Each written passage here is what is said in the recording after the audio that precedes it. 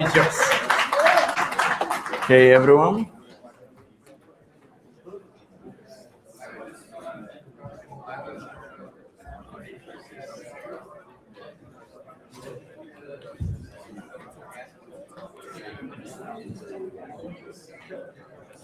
Hey everyone. So today I'm gonna tell you about whether your phone can actually replace the hardware wallet.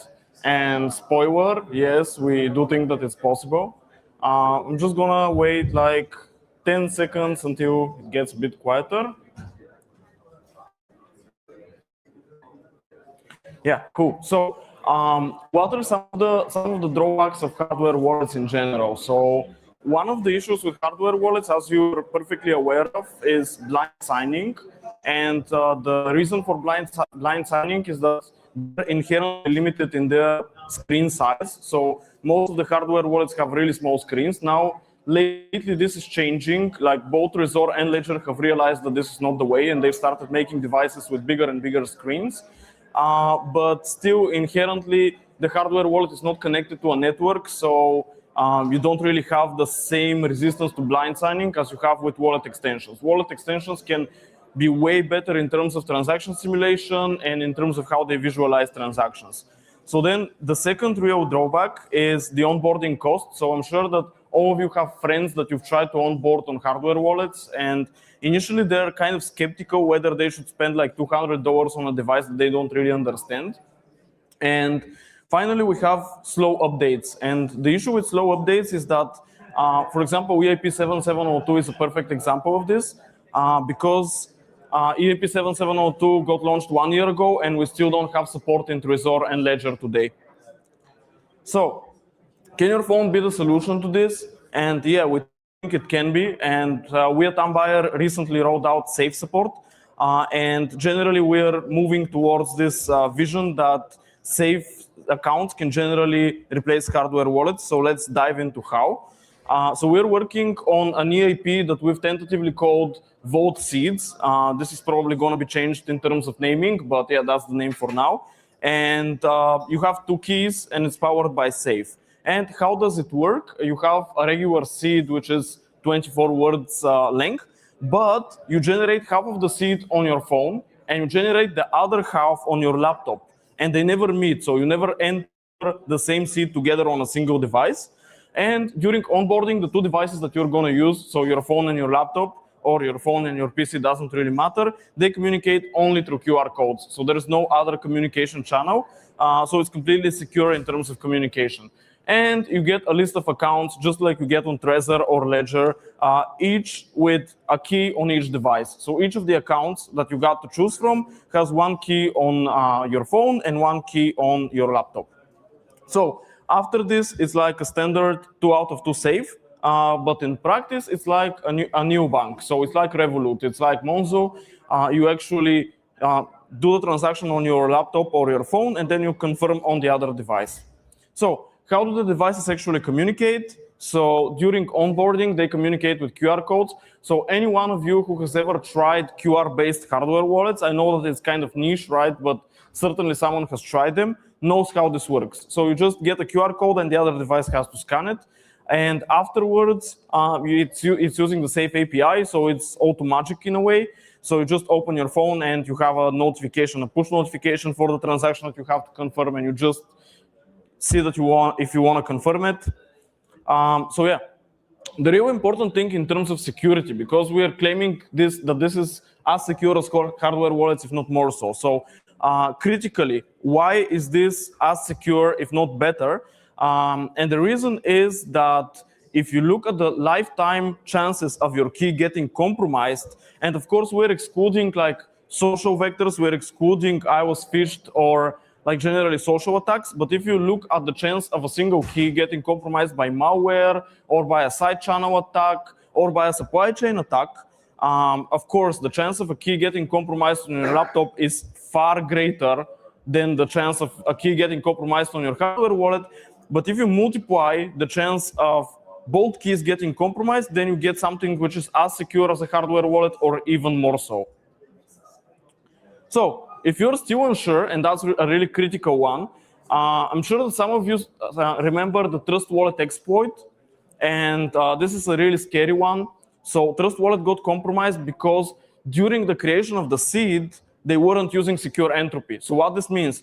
This means that the attacker can hack wallets that were created years ago without even having access to the app or without even having compromised the app as of now. So that's really scary because like one entropy bug means that all of the seeds that were created during that period of the entropy bug are compromised forever. So this is much better because you generate the seed on two separate devices with two separate sources of entropy. So even if you have an entropy bug, you are still safe because you still have basically half of the entropy. So direct comparison with hardware wallets. So first of all, one advantage that I didn't talk about is discretion and OPSEC. Because obviously you cannot pull out your hardware wallet in the middle of a busy place because you would be revealing that you have some crypto with you. But with with a normal phone and a laptop, no one can know what you're doing. And yeah, it's like basically like a bank. So yeah, with hardware wallets, there are some hardware wallets which are more discreet, but at the end of the day, you're pulling out a device and everyone can see it. So regarding legibility, transactions are really legible on this scheme because you have the whole screen of the laptop and the whole screen of the mobile device to actually read the transaction, to actually see the simulation, and etc. And in terms of private key security, I already covered 2 keys is always going to be better than 1 key. Even if the 2 keys are stored on devices that are not inherently as secure as a hardware wallet, it's still better by virtue of pure mathematics.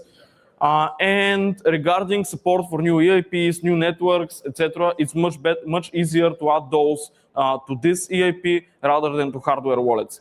And now we get to the drawbacks. What are the drawbacks compared to a real hardware wallet? So there's 2.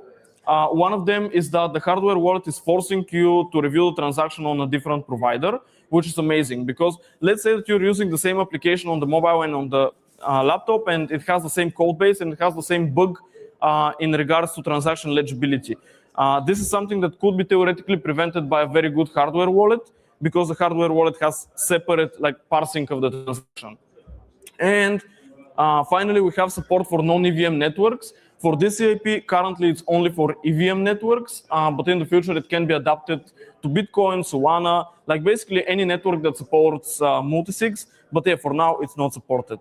And regarding social recovery, I know that not everyone cares about social recovery, but here in this EIP it's we can easily able to add it, while with hardware wallets it's much harder. So who should use this? First of all, newcomers who don't have a hardware wallet yet. I think that's a no-brainer because like anything is better than using a hotkey, and this is like a 2 out of 2 multisig, so it's way better.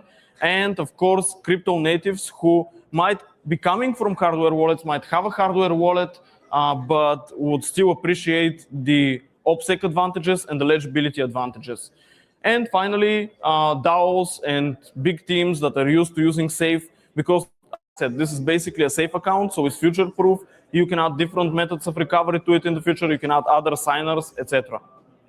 So in terms of design considerations, I will not go through all of them because there's not much time. But basically, we opted for minimal communication through QR codes and the Safe API, even though we're forward compatible and we don't truly rely on the Safe API 100%.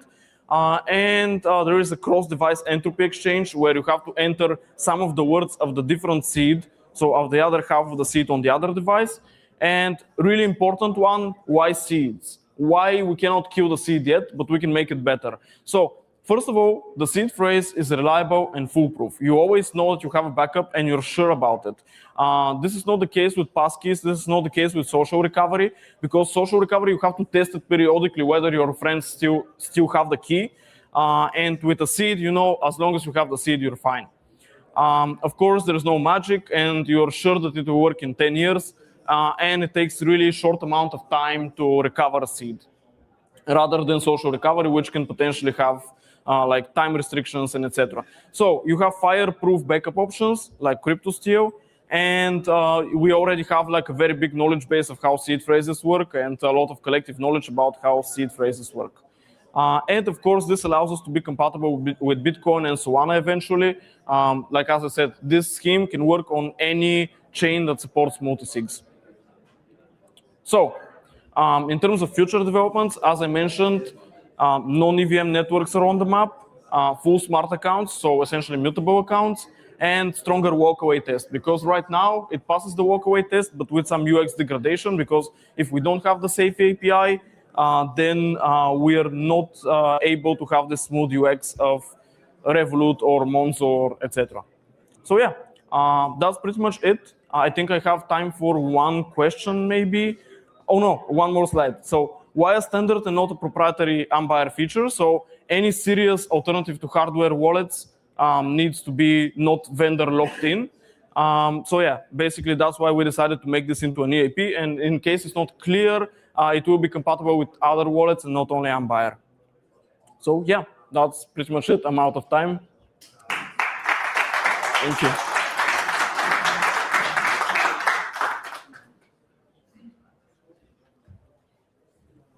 Thank you so much, Ivo. Now, we welcome on stage Tom and the head of business. Please, huge welcome. Need a mic? Perfect. Thank you.